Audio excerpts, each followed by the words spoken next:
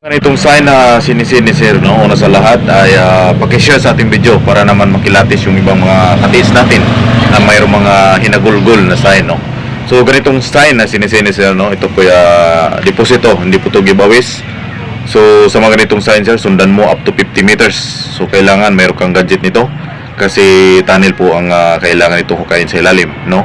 So kailangan mayroon kang locator pang searching. Ang locator pang searching, hindi yung metal detector ang kailangan ipang search. Locator po.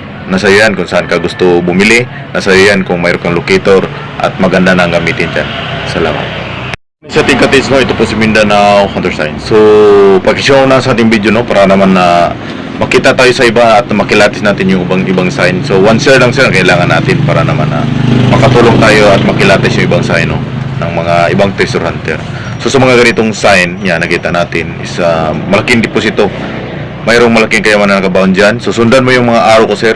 Paki-check dyan up to 30 meters kabilaan, 2 araw. Kasi di natin masabing dyan muna yung deposit.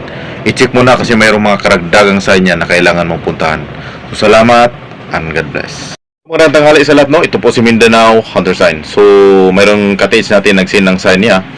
So ganitong sign ay buti, no. So mga buti kasi minsan ginagawa ng sign ng hapon yan. Napakaganda pag nakuha mo ito sa ilalim ng kawayan o nakuha mo sa 2 meters. So sa mga ganitong sign sir, kung liba nakuha mo ito sa hukay 2 meters deep, so napaka-positive yun. At sundan mo na lang yung kung saan nakaturo yung open niya, yung bukasan niya, kung saan nakaturo, doon mo hukayin. Sinisin ng ating katiis, no, isang sign na may down 7 no, number, may number sign. So pag ganitong sign sir, so nais ko ipaliwanag sa iyo na maghanap ka na lang muna ng ibang sign. Kasi sa mga ganitong sign is negative po talaga, no. Ang mga gahapon kasi gumagawa ng sign na di talaga kayang burahin ng kalikasan, no. Sa tagal ng panahon di yan mawawala. So sa mga ganitong pinakita mo sa akin sir, so maghanap ka na lang ibang sign, yung na maganda para makakuha ka ng mabilis. Salamat. So may nagpatulong sa ating isang katiis, no, tungkol sa hukay niya. So sa mga ganitong hukay sir, no, explain natin. Ang hukay na to is medyo alanganin tayo sir kasi parang dapanas to eh. Yung dapanas na kinakapitan ng mga pyrites, mga ganitong sign, no. Alam ko malapit to sa sapa. So mas maganda sir kung maghanap ka ng magandang sign at isin mo sa akin para mabasa natin, makilatis ng maayos at makahukay ka ng magandang sign, no. Sa mga ganitong sign sir, iwasan mo talaga mga ganito. Parang ito mas maganda to kung nag-flashing ka. Halimbawa, naghanap ka ng mga pre-gold, no. So salamat and pakishare sa ating video. Isang katiis natin, no, nagpatulong tungkol sa bato na detect ng locator niya, pero yung locator niya hindi galing sa atin, no. So ganitong bato na to is wala po talagang laman sir. Ewan ko kung baka magnetic yan at nag-detect yung locator na hawak mo. Kasi nakita ko sa video na dinitik mo siya. So medyo alanganin tayo, nagkamali ka lang sa hawak or magnetic bato. Mas maganda maghanap ka na lang magandang sign sir para mas maganda yung kalalabasan ng paghuhukay mo. Salamat. Isang katiis ng patulong sa atin, no, tungkol sa mga puno. So ito, old tree. Kung ito'y bonsai, napakagandang bonsai. Halimbawa, itong kahoy na to is talagang napakatanda at halimbawa jackfruits, mga ganyan. So mga pitugo tree, mga mangga, mga ganyang kahoy, mas maganda. Pero sa mga ganitong sign, kailangan mo mayroon kang locator sir. Locator ang kailangan niya para malocate mo. Kasi sa mga ganitong sign, minsan nakadistan niya ng 3 meters. Minsan east, west, or nasa south. So mas maganda mayroon kang locator para malaman mo kung mayroong hatak ng gold. Salamat. So sa mga ganitong sign, no, so good morning sa lahat. So sign nito is tunnel deposit. So nakita naman natin, no, heart siya.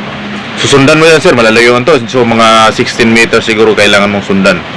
So paki-check na lang sir, mas maganda mayroon kang gamit o Tesla maganda to para i-detect mo yung tunnel detection.